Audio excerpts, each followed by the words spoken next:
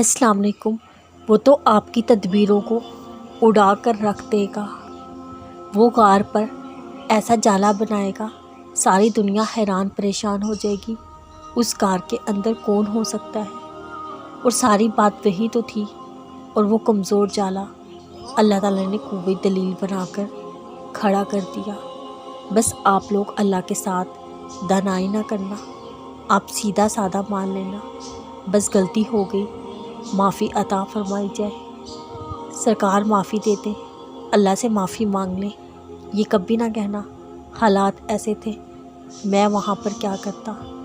اللہ سے کثرت مت مانگیے، اللہ سے برکت مانگیے۔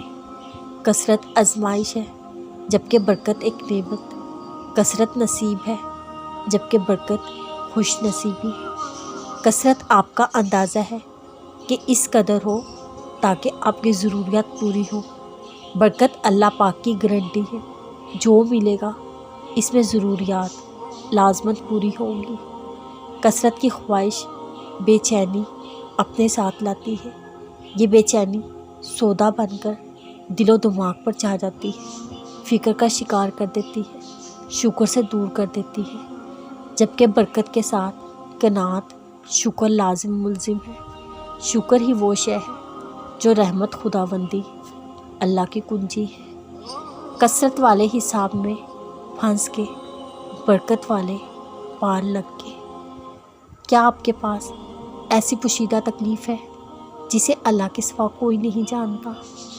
ان کو ایسی پوشیدہ نیکیاں بنا لیں جن کو اللہ کے سوا کوئی نہ جانے۔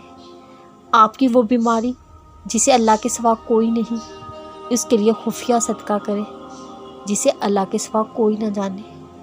آپ کی وہ فکر جو آپ کے دل پر چھائی ہے جسے اللہ کے سوا کوئی نہیں جانتا، اس کے لیے پوشیدہ استغفار کریں جسے اللہ کے سوا کوئی نہ سنے۔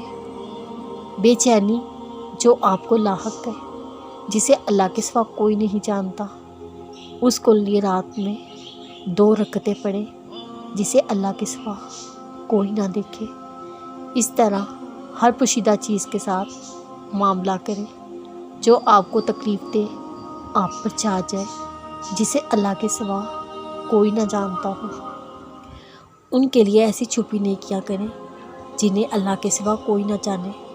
اللہ پر اس کی طرف سے کشادگی رحمت پر یقین رکھیں، کیونکہ بے شک وہی سنتا ہے، وہی دے سکتا ہے اور وہی دے گا انشاءاللہ۔